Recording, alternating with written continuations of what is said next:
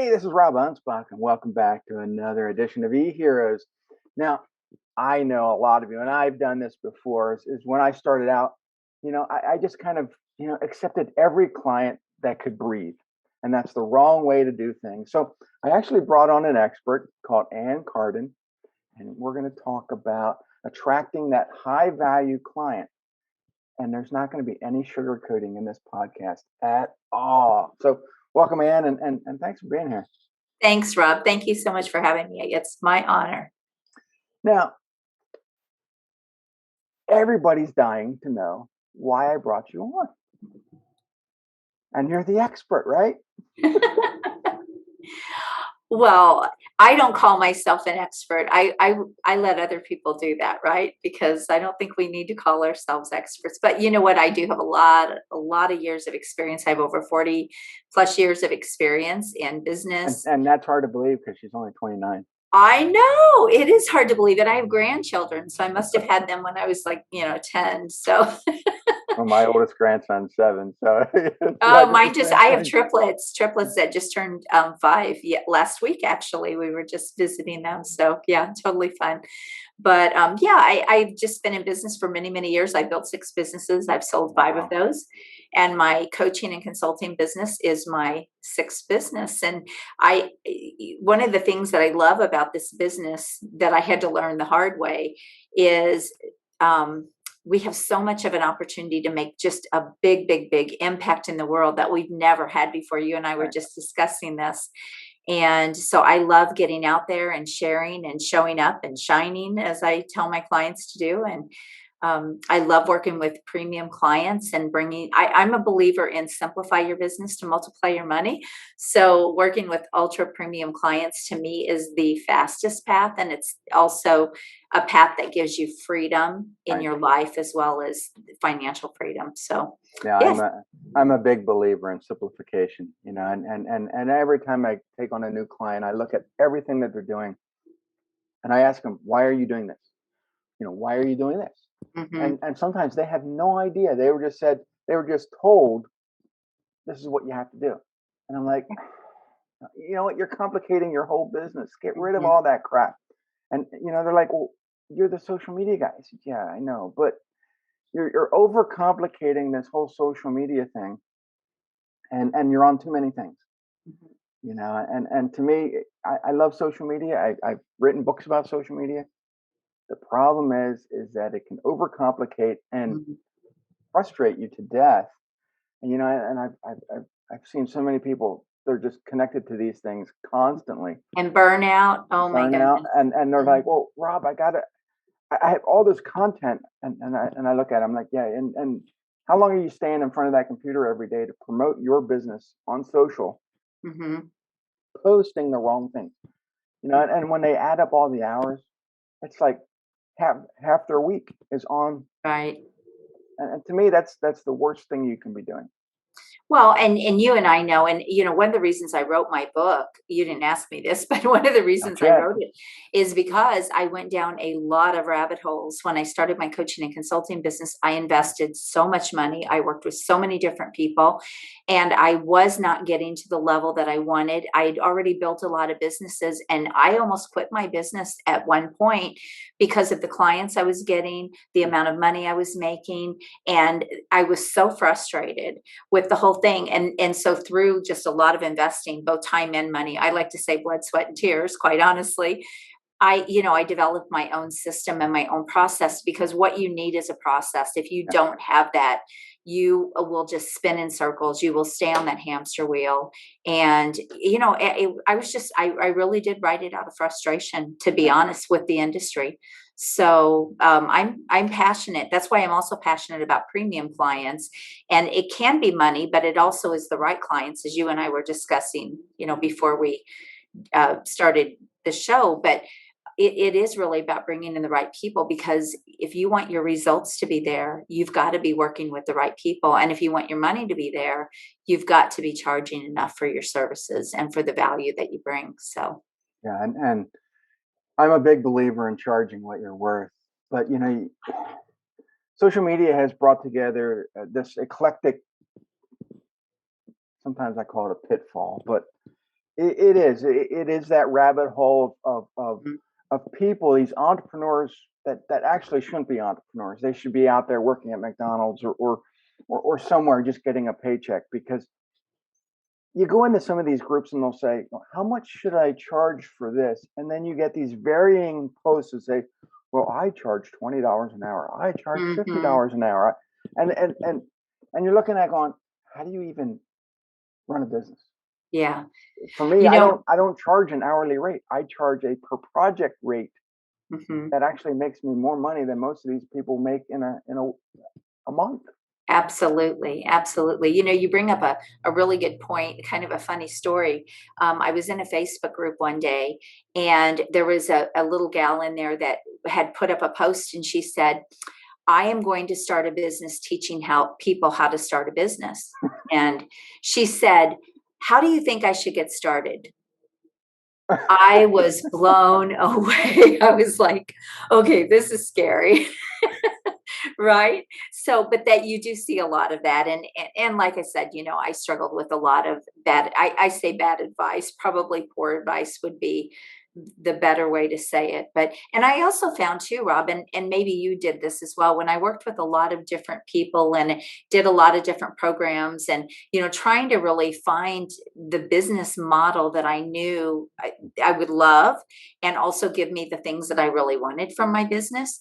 Um, I really found that there were missing pieces in most of the things I was doing with other people. There was always something missing. Like, I remember a high level program I did one time, paid a lot of money to do it. And I told them who my target audience was. Now, at that time, I was working with small business owners, and I told them who my target audience was. And and I had already tried to reach those people online. And, long story short, after going through their whole program, paying all their money, they said, I guess your target audience isn't on Facebook. And it's not that I didn't learn anything from them, but to me, if they would have really known their skill and their Mhm. craft, they would have realized I was not the right fit for their program. But that is also what shifted me into working with coaches, because I was like, okay, I'm going to figure out my own thing here that's really going to help people and make a difference. Right. And so it sent me on another course. And so I know there's always value in everything, but that those are the kinds of things that are going on out there that people have to be careful of. We could talk about that all day long, couldn't we? Oh yeah, it's I always and I've done this, and I know a lot of my listeners have done it, and that's why, if you've ever read my books, you can see that there's a shift.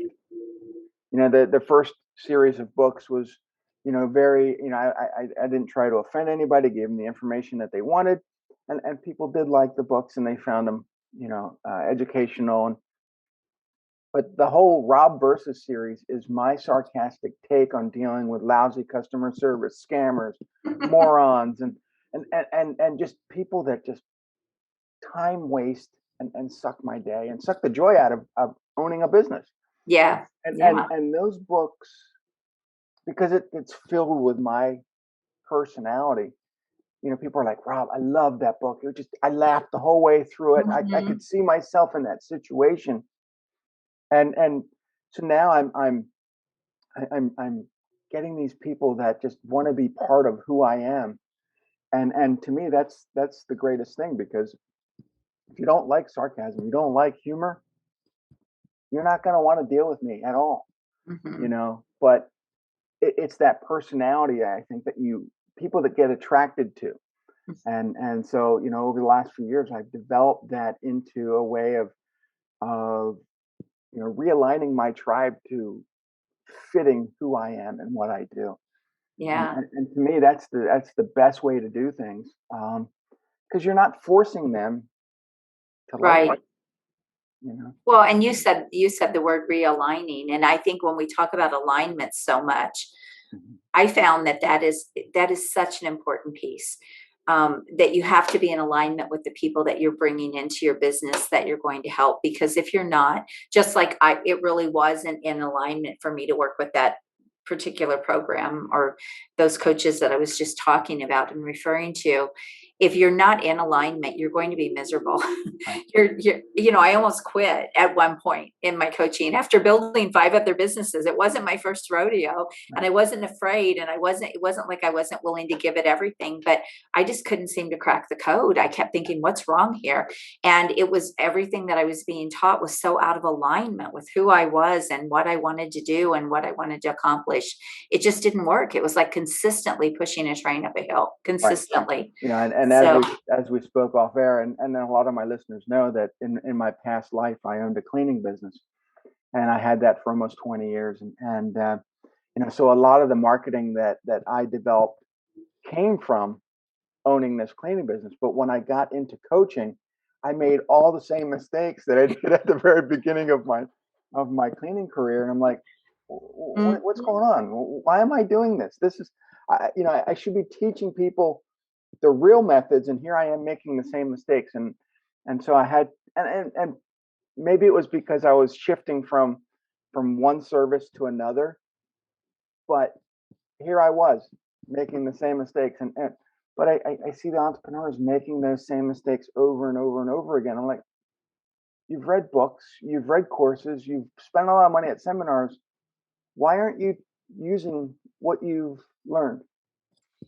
but I have to tell you, as you and I said earlier, it's very hard to see things for yourself when you're in the weeds. Mm-hmm. I always say when you're playing the game, you can't see what's going on in the whole game. You can't, like people can in the stands, right? They can see the whole ball field. They can see everything that's going on, but you can't when you're in the midst of it. And it's no different in your business. I can do things for other people all day long that I struggle to do for myself. Struggle. I remember trying to put together my offers. And because I can do so many things in business marketing and sales, I mean, at 40 plus years, you learn a few things, right? And there's almost nothing that I can't help people with in their business. But when I went to put together offers to coach other people in their business, I really struggled because how do I package up 41 years and package it in a way that it's going to be compelling and irresistible to people? And I couldn't find anyone to help me. I mean, that's why I went from program to program to program. I could not find the right person to help me do that. Right. And I finally really just threw a lot of, like I said, blood, sweat, and tears, and a lot of money, a lot of time. I finally figured out what I like to call your sweet spot. I talk about your sweet spot all the time. And I found that thing, and that was the game changer for me. So yeah, it's hard to do it for Sarcasm yourself. became my sweet spot, and Yeah.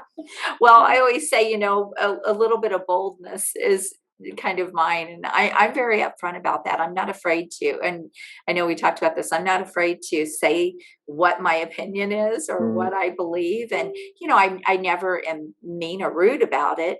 People may take it that way sometimes, but no, I'm just a believer that, look, I built a lot of businesses, and it's not easy, and I'm just not going to sugarcoat it for you. It's right. just, And then you talked about offers, and I think every business has offers. They have something that they can deliver to somebody, for whatever price. And I think sometimes looking at that price, what do I charge? Now, oh, my competitor is charging that. Maybe I should charge that. And that's the wrongest way to come about it, because they probably have no idea, either. And they looked at their competitor. Right. And then when you look at your whole numbers, you're going, there's no way he's making money, because I'm not making money at that. Mm-hmm. So I always come about it as a different way, and you always say, well, sell based on what you feel, you're good at, or your value, or what you would bring to the table. And I think people get scared because they're like, well, I'm new in business. Well, yeah, but nobody knows you're new in business. So charge higher. Well, I don't want to upset the balance of the universe if I charge too much. And well, we know people have a lot of issues around money and mindset, and really, it is when you are in this space, when you're in this industry. I talk about this a lot. I say, look, if you're looking to really like go beyond six figures, because I help people go into multiple 6 and 7 figures, multiple 7 even. I said, when you're looking to do bigger things, you need to be around different people, because the exposure of the people that you're around, if you're around only people that can help you get to 6 figures and they're helping everybody get to 6 figures, you're in a 6-figure group, right? You're in $100,000 mindset group, and you're also not getting the strategies that can take you beyond that and into that next level. And so I talk about that all the time. It's going to keep you playing small. This is one of the most lucrative industries that you can be in. The profit margins can be 98%, which is unheard of, right? And so if people don't really look at it that way, they're really going to be limiting themselves. And was a mindset shift that I had to make when I went into premium services. I finally realized, you know what, gosh, how much money have I lost through the years with all the mistakes I've made to learn what I've learned?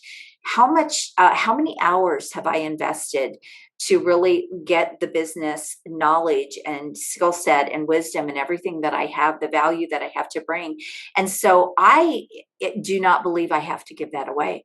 Right. People need to a degree pay the price for success. It's just the way the universe is, right? We have to all we have to take the steps. And yes, you and I can shortcut that for people, but that we shouldn't have to give that away. And so when I help my clients make that shift, I only really work with people who they have an expertise. They're not beginners trying to figure something out. They have an expertise and they want to make an impact and an income and influence with that expertise. And to me, that's the fastest path anyway. It's not trying to learn something new to build a business around. It's taking what you're already good at, what you're already great at. And when you do that, you don't have to charge like a beginner. You can charge right out of the gate, premium fees. You can get those premium clients. It's all how you put the pieces together. Yeah. And we can go on and on and on. We could. Pricing is by far, I think, the biggest issue. Not only pricing, but collecting, and being assured that what you're charging is on point. Because you can go to somebody and say, well, my fee is $1 million, and they'll say, well, we can't afford $1 million. Will you accept 100,000? And because you're hungry, because you're starving, you'll say, oh yeah, I'll take that. And then you'll say, oh my God, this is the biggest pain in the ass customer. Yeah, you're giving your life away for that, right? Yeah. So, sometimes the high-end client isn't worth it. Sometimes the low-end client isn't worth it. But when you have clients that value who you are as an expert, they're more than willing not only to pay what you're asking, but refer you to people just like them. That's exactly right. And the thing too that I have found is when you really start bringing in the right people, things shift in your business that you didn't even expect. Right.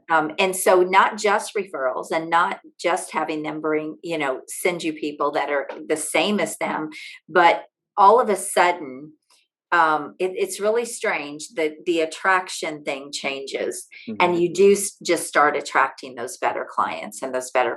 So it's crazy how that happens, but it really is that way.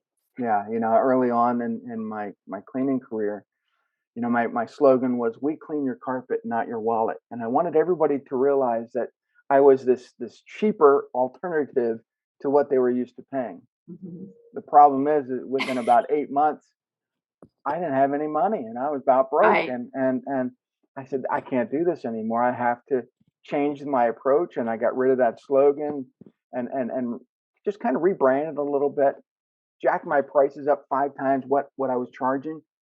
And the type of clientele shifted from these people that had these horrible, dirty carpets to these beautiful mansions that didn't even look dirty, but they were paying the price. Mm-hmm.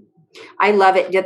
That's so true. I've worked with hundreds and hundreds of business owners through the years, and I never let them pitch price as a differentiator in the marketplace. I'm like, that is a broken business model all day long. And, gosh, over 20 years ago, one of my health clubs, Rob, I learned the premium services very early on in one of my first businesses to be a premium provider.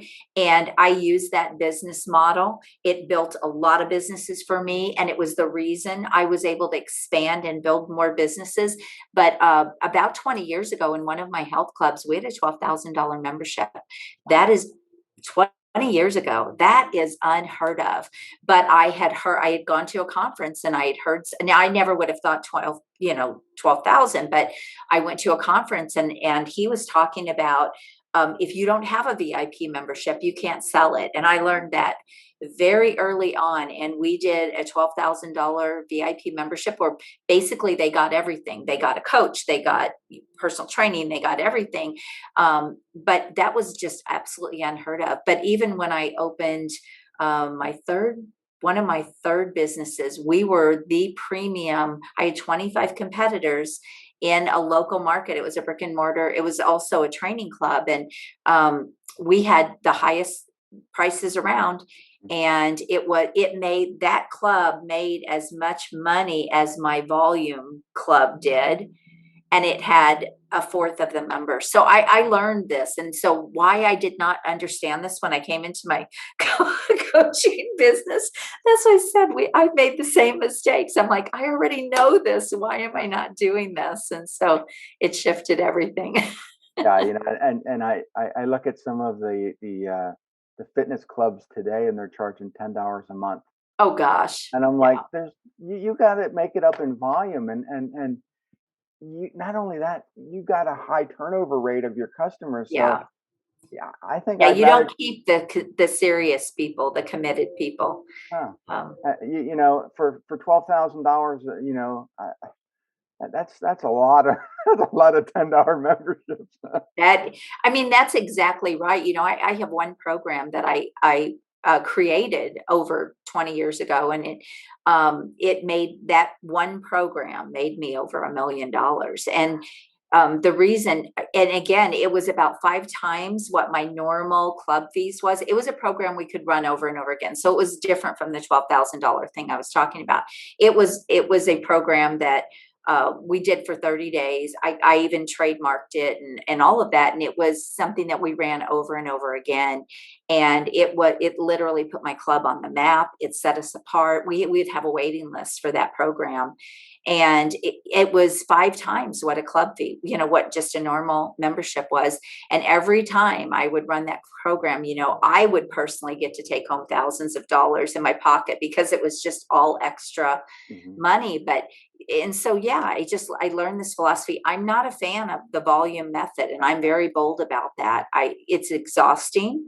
You get clients that, this is the other thing, the mindset, right? You get clients that aren't serious. Right. You get clients that want magic. You just don't you don't have the right mindset. And that's the biggest thing. They haven't leveled up their mindset to that place yet where they really understand. And that's one of the main reasons I teach volume is the very last thing you should add in your business. Right. Premium first, and then volume is the very last thing when you have everything else working well. And now you're ready to create passive income and you've got the funds to have a team run it and all of those kinds of things. I see so many people building their business just the opposite. Yeah. And it's just it's a broken way to build your business. It's also exhausting. When you take all the things that my company does, the SEO, the social media, the website building, all this other, sure, you can get all of that cheaper somewhere else. In fact, you just dial up a VA in the Philippines and they'll do it for like $5 an hour. But you're going to get what you pay for. And we're going to give you the support. We're going to be there. We're going to, and just the other day I was out to dinner, and one of my websites, one of my clients' websites got hacked, and I got a notice, and I was on it while I'm sitting at dinner. And I was able to fix it right away on the fly and resecure the account and kept the guy at bay. And But the problem is he was using a computer and he hit the website like 150 times, you know. But we took care of it right away and restored his site and blocked it, and now we have country blockers so that they can't even get in.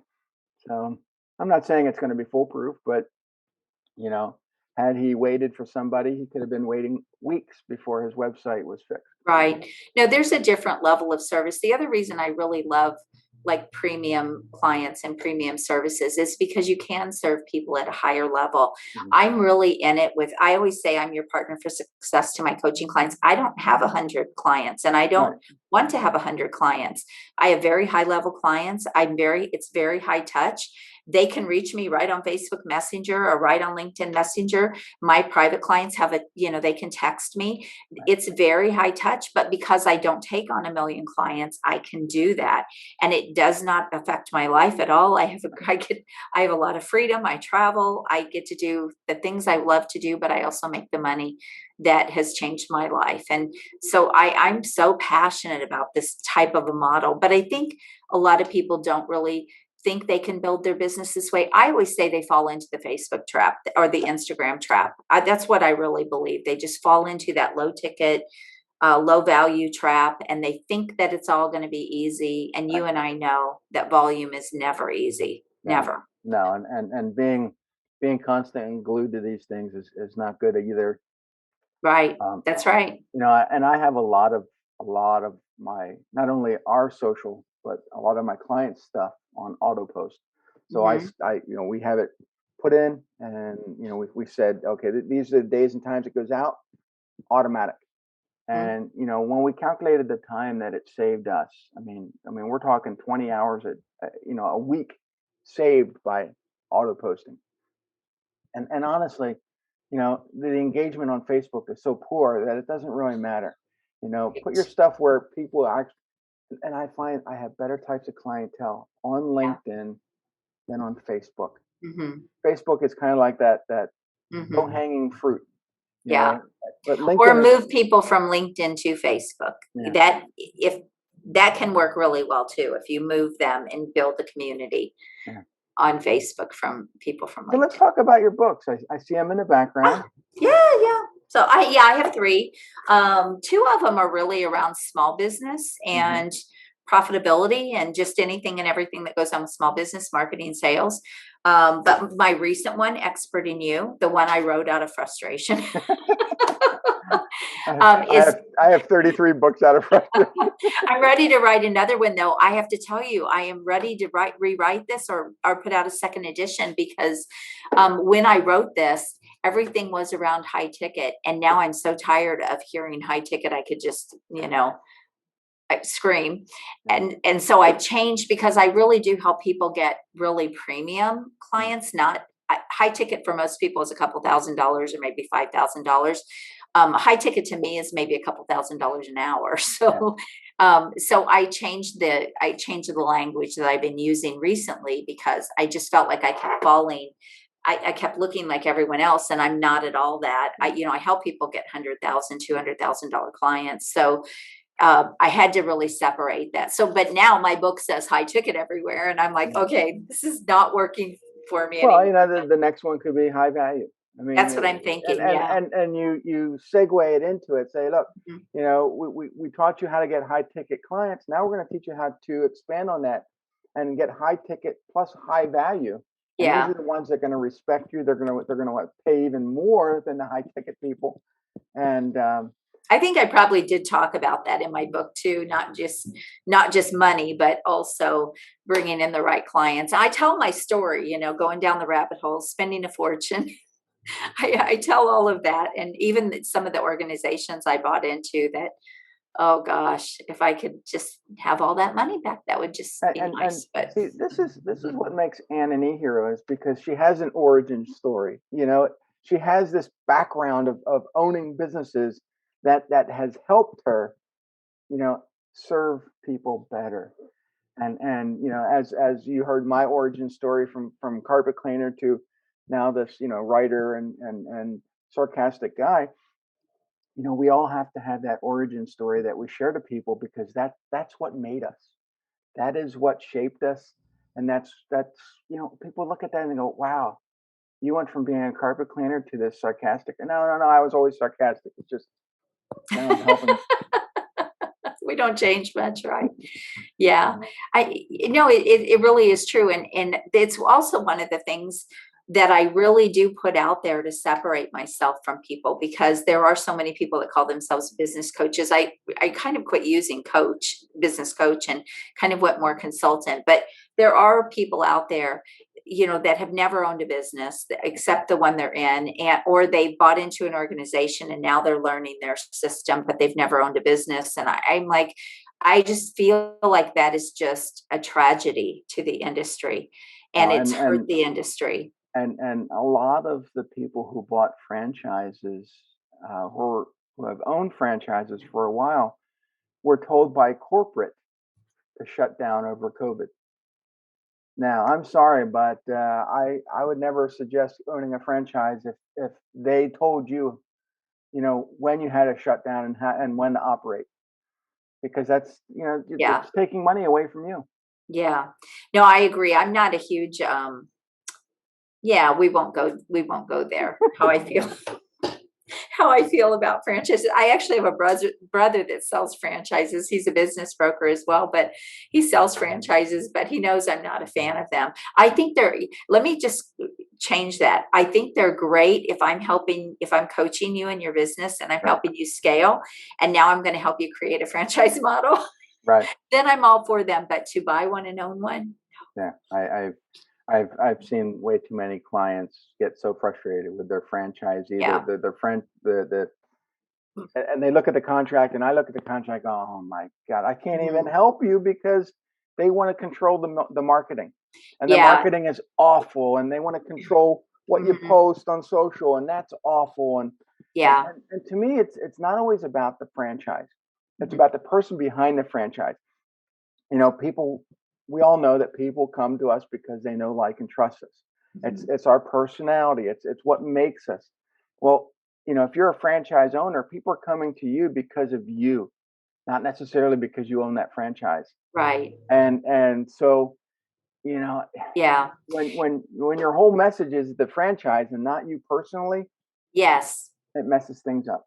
No, that's a good point. For many, many years, I've been teaching marketing to business owners and running boot camps, marketing boot camps, and things like that. And I can remember, gosh, I don't know, 10 years ago, I remember running a boot camp, and I had a lot of insurance agency owners in there, and maybe they, had State Farm or Farmers or whatever. And I remember telling them back then, you need to be building your own brand. You're the person people are buying from. They're not buying because you're State Farm or because you're Farmers. They're all about the same, right?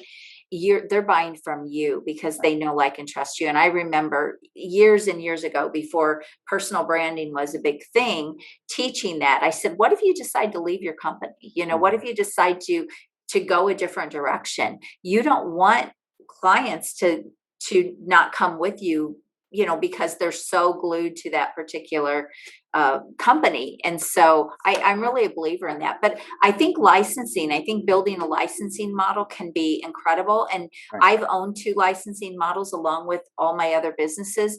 And there's a lot of benefit. It's like the benefit of getting all the things franchises have to offer, but you have more flexibility.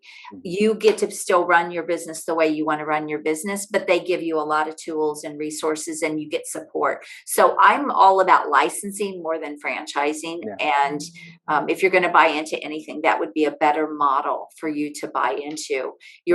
They're not held to the same legal standards as a franchise as well. Right. And I think it's a win-win for everybody. So this was not that conversation, but I thought I would throw that in there. So how do people find you? Where do they go? Oh gosh, all you have to do is Google me, first of all. But you can find me on Facebook. I do have a Facebook group that I'm actually kind of revamping, and it is for coaches, consultants, and experts who are scaling a high-end business. So I have a next level group, but I've got a couple thousand people in there, but I may be shutting that down because I really want to start getting the premium, the people that are really trying to build a high-end business and not low ticket volume type of business. So I do have that group on Facebook. If you go to my profile, you will see it right in my banner. You can click on my banner, or you can get it, in the where all the links and everything are, and connect with me on Facebook. But I'm also on LinkedIn. I'm on Instagram. I'm on Clubhouse. You'll have no trouble finding me for sure. So for those who use Clubhouse. yeah, I'm not, I will say I'm not on Clubhouse very much. I do get asked periodically to moderate rooms. When I first got on Clubhouse, I was on there a lot. But what I did find is that it was a lot of startups, and because I don't work with startups, it didn't feel like a good fit. Now it's probably changed to some degree, and I have been asked to speak on a summit on there. And so I will still get on there and co-mod and things. Once in a while, I'll pop on there. But you have to really, this is another quick takeaway for everybody. You really have to be where your clients are. Most of my clients are on LinkedIn, and I might be able to move them to Facebook, but most of my clients are on LinkedIn. So, and see, that's the important point. Be where your clients are. Yes. And not try to accept people that aren't supposed to be your clients. I have usually a questionnaire that most of my clients don't know that I'm kind of asking these questions, but how I phrase things and the actual answers that go in my book when I'm deciding on taking on a client determines if they're accepted or they're a pain in the ass. And if they score too many points, nah, I don't take them on. That one place where points are not good. No. So you have to learn to say no if it, and not to say that, you want to get your spidey sense tingling, but if your gut says no, I don't care how much money is involved. Don't do it. Right. Look for the red. A red flag is a red flag, right? Yeah. And I do think a lot of, and this is the other thing too, that I think is important for people to know, is that your results really are dependent on the people that you bring in. And so if you are taking on everyone, you're going to fail in this industry if they're not the right fit and you're trying to push that train up the hill. And then what happens, they're going to go back and they're going to say, oh, that program doesn't work, or she's not a good coach. And in reality, it wasn't the right fit. And had some of those programs that I got into said, yeah, you're not the right fit for this. We can't help you do what you're wanting to do. I wouldn't have left with bad feelings. It wasn't that I didn't get value from them, but I felt like you kind of conned me in a way, because you convinced me that you were the right place for me, the right program for me. And if you would have really known your skill set, you would have known that it wasn't, clearly. And so that was very frustrating. So it is important that we stay in integrity in our business. I can't stress that enough. And integrity means bringing in the right people that you really believe you can help. Now they still have to do the work, right? And their responsibility is still to do the work and get the results. But you still want to bring in people that you can get the results for, and make sure that you qualify them. Yeah, and sometimes under promising is better than over promising, because if you don't get the stuff done, you've under promised, but you've achieved it a little bit more. If you over promise, you can never never go back. So. Yeah. Well, I think that comes down to also being very honest. I mean, I think about one of my clients that I'm working with now, one of my really high level clients. But when I brought her in, she already had a lot of things going, but her business wasn't really taking off yet. And I said to her, because I kind of, say I can get people, if they're in the right place, I can get them results within 30 days. And so I was very upfront with her, and I said, I don't know that you're in the right place for 30-day results. So I'm not going to promise you that. If you still want to work with me, we'll do that, because I think you've got a lot to offer and I can help you, but I may not be able to help you in 30 days. Well, I did help her in a week, so that was cool. And her business blew up. but I didn't promise that because I Right. really just wasn't sure. But I had to be upfront about that. And then she made the decision to Yeah. still work with me. To me, that's being honest and being in integrity. It's not promising somebody something that isn't going to help them or may not work. So be honest with You know, people. with my service, I can't promise stuff. I can promise what we've done in the past, and I can promise, that Mhm. we are going to do whatever we can to make you happy. But when I'm dealing with Facebook, when I'm dealing with Google, when I'm Mm. dealing with other third-party vendors that I have no control over, you know, Yeah. I can only do what I do. So, But you're probably honest about that. yeah, You tell them, I can't make that promise, right? so So, I think we all have to look at what we're capable of doing. mhm, Letting people know, be honest. Um, you know, we're in this world that everybody can check up on us. mhm, All we have to do is go to Google. We'll find out reviews. If you've overpromised and you didn't deliver, it's going to show up. yeah. Yes. No, that is very true. And I think it's an important piece that people need to understand as they're building any kind of a business Yeah. where, they're helping other people and they're trying to bring other people in. So no, good conversation. I like But this. what I will say is though, if you are a startup, and we probably won't be able to help you until you get a little further. But when a customer asks you, "Oh, are you new in business?" Say, "No, I've been doing this for a while." Because they're going to take advantage of you if you say you're new in business. They will, you know, hit you with a lower price. They will do whatever they can to beat you up. Mhm. And if you have confidence in what you do, don't let them beat you up. It's the worst thing. I've been there. I've done that. I've watched other people get beat up. You have to learn to either, say no or Mhm. walk away. Or, well, I think too, you might be new in business, but maybe you've been doing your skill for a long Right. time. And so to me, that's not new. That's not new just Right. because you're now doing it for yourself versus someone else. And so I think you can be very upfront. When people ask me when I became a business coach, Yeah.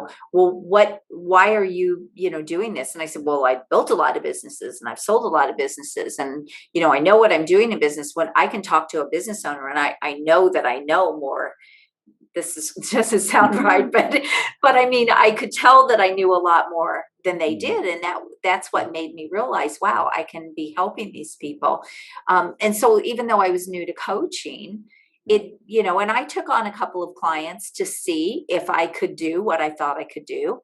And when I discovered I could, I realized that okay, this is not a month of experience. This is years of Right. experience that I'm now able to bring to my clients, and so that's why I'm always a believer. If you build your business around your expertise or something that you've got a skill set with or Mhm. something that you've done, even if it was as an employee, I call it career collateral.